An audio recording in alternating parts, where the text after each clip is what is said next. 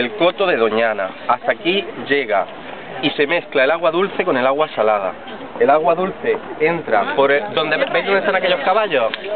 Ahí hay un puente, viene un afluente de, me parece que del Guadiana. Llegas ahí el agua dulce y entra. ¿Cuándo se ve esto lleno de agua? En los meses de mayo, que es abril, mayo, junio.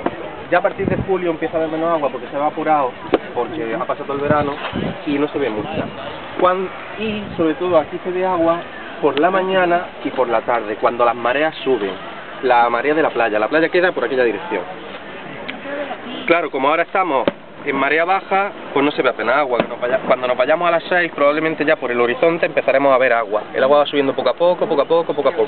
Se mezcla la dulce con la salada y eso hace posible que vivan muchas especies aquí en el coto de Doñana. ¿Por qué las calles están de arena? No se pueden asfaltar. Es más, ahora mismo como está la situación, no pueden ni construir casas. Las casas de hermandades que se van construyendo se hacen sobre casas que ya estaban hechas, y si dan un permiso nuevo está muy controlado, porque todo esto es parque natural, entonces no se puede construir nada ni se puede alterar nada. Aquí está viviendo el lince ibérico, que es una especie en peligro de extinción. Están viviendo una serie de especies de patos que están también en peligro de extinción. Si hubiera agua, yo he venido aquí y estaban los flamencos ahí al lado, los flamencos rosas, no los blancos sino los rosas. Se ven cigüeñas, se ven halcones, se ven águilas imperiales, se ven un montón de especies que están protegidas. Historia de la Virgen. Yo siempre digo que la Virgen eligió el mejor sitio para quedarse. ¿Por qué? Porque a lo largo de la historia la disputa por la Virgen ha sido grandísima, entre Almonte y Rocío. ¿Cómo aparece la Virgen? Un pastor de Almonte está en la marisma, y en una encina, en el tronco de una encina, se encuentra una Virgencita, y se la lleva a su casa. Cuando llega a su casa se lo dice al párroco de Almonte, pero el párroco de Almonte no quiere hacer mucho caso no a la historia, sino que pensó, una Virgen que se ha encontrado, de tantas como se escondieron cuando entraron los bárbaros hacia el interior, se escondieron y ahí quedaron escondidas. Pues que se la queda el país. Pero este buen hombre dijo, yo no me voy a quedar la Virgen en mi casa, si yo me la he encontrado y se ha aparecido en el tronco de la encina, esto tiene que ser algún signo de Dios, yo esto tengo que hacer algo con ella.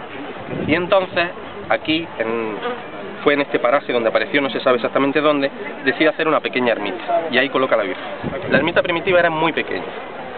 Con el paso del tiempo se extiende la noticia de que ha aparecido una Virgen y empieza a peregrinar gente de los alrededores. Y se construye una ermita un poco más grande, porque la primera tendría pues 5 metros de largo por 2 de ancho, no mucho más. Se construye la segunda ermita. Esa ya es mucho más grande, pero tampoco llega a ser lo que vemos aquí. Era una caja cuadrada, no tenía forma ninguna, era un cuadro con una portería, una puerta de iglesia y poco más. Pasa el tiempo y entonces construyen esta ermita. ¿Dónde está el secreto del rocío? Pues está en lo siguiente. Este pastor se encuentra a la Virgen y construye una ermita aquí, pequeñica. Y a los 3 meses azota una epidemia de cólera a toda la comarca. El único sitio donde no hay muertos por el cólera es en el Rocío, en la aldea del Rocío. En los demás sitios tienen que enterrar un montón de gente que muere. La gente empieza a pensar, se ha aparecido, no ha habido muertes, esto es que la Virgen quiere decir algo. Pues todo el mundo a darle gracias a la Virgen. Cuando los de Almonte se enteran que la Virgen había aparecido y se la había encontrado un pastor almonteño y sin embargo se había quedado aquí, pues que nos den la Virgen porque nosotros también queremos estar protegidos. Y entonces a los 7 años, después de muchos litigios, consiguen llevarse la Virgen a Almonte. Y está una temporada, no recuerdo si 2 o 3 meses.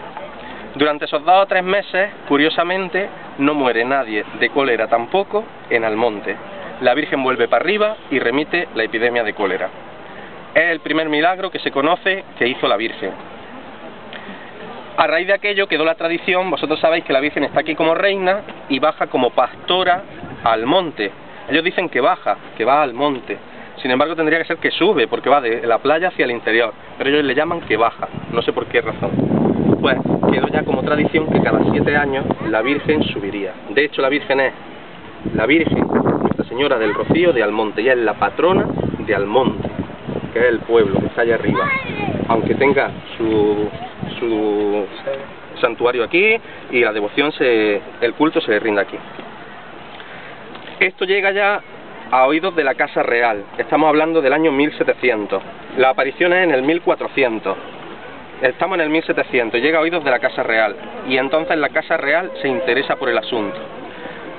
La gran parte de joyas, ropa y ornamentos que tiene la Virgen se costearon gracias a la ayuda del rey, que invirtió muchísimo dinero en adecentar el santuario y la Virgen. La Virgen era una talla de esta altura y era una Virgen negra. La pintaron, le hicieron cambios, la pusieron sobre un pedestal, le pusieron todos sus mantos, le pusieron todas sus coronas, hasta llegar a la forma que tiene ahora. Pero la Virgen no era ni por asomo como la vamos a ver ahora, era distinta.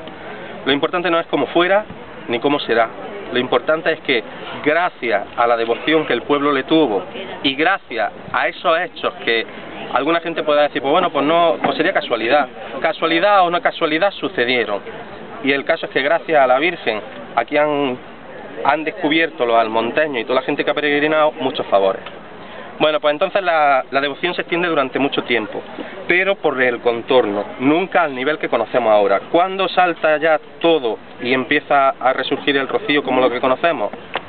En el año 74. Esta ermita era custodiada por unos frailes, no recuerdo de qué congregación. ¿Y cómo se hacía la entrega de la Virgen al pueblo? Eran frailes de clausura. Pues la reja, ellos abrían la reja y la Virgen salía con una garruchilla que llevaba el torno del suelo, los frailes la achicaban y se la llevaban a la puerta. Y los almonteños la recogían de la puerta y la sacaban en procesión. Cuando terminaba la procesión volvían a dejar a la Virgen en la puerta y entonces volvían los frailes a achuchar a la Virgen y se la llevaban dentro. Por eso está la reja, porque había frailes de clausura y la reja era para que la gente estuviese detrás de la reja escuchando misa y los frailes de reja hacia adentro. En el año 74 las cosas se empiezan a caldear, porque los almonteños y los rocieros dicen que siendo su patrona y siendo su Virgen, ¿por qué los frailes tienen que sacar a la Virgen? Que ellos quieren sacar a su Virgen. Que la Virgen, la procesión no empieza solamente desde la puerta de la ermita, que la procesión empieza desde dentro, desde donde sale la Virgen. Ya en ese momento los frailes estaban de capa caída, no quedaban muchos, también estaban muy mayores, no podían sacar a la Virgen afuera. Y entonces una noche de rocío, en el año 74, los almonteños, sin encomendarse ni a Dios ni al diablo, abrieron la puerta de par en par, entraron como locos, saltaron la reja y sacaron a la Virgen sin que los frailes se enteraran.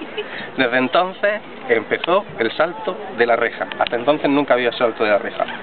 Los frailes que había ya eran muy mayores, se jubilaron, no hubo quien prosiguiera la tradición de cuidar el santuario. Ahora hay un santero, pero en ese momento eran frailes, y ya se retiraron. Y ya empezó a darse culto dentro de la iglesia, a celebrarse las misas, puesto que el pueblo quería entrar dentro. Y ya quedó como la ermita para el pueblo. Esta ampliación última se hizo recientemente, y lo que encontramos es una ermita de estilo barroco andaluz. El barroco universal, el que conocemos por los libros, es el que está con muchos dorados, con muchos marmoleados, etcétera. El barroco andaluz se distingue porque tiene formas artísticas, pero va con tonos azules. Siempre se pinta con tonos azules. Si se pintan azulejos, azules y blancos. Si se pinta las fachadas, blancas. Y si se pone algún detalle, tiene que ir en azul, un azul cielo. Eso es lo que distingue el barroco andaluz. Y es una de las pocos santuarios o ermitas o iglesias que queden completamente en ese estilo. Lo único que hay distinto es el retablo del altar mayor, que lo hicieron hace muy poquitos años, lo terminaron porque el antiguo se destruyó y entonces han hecho uno nuevo que llega hasta el techo, y eso sí es barroco, pero esto es barroco andaluz.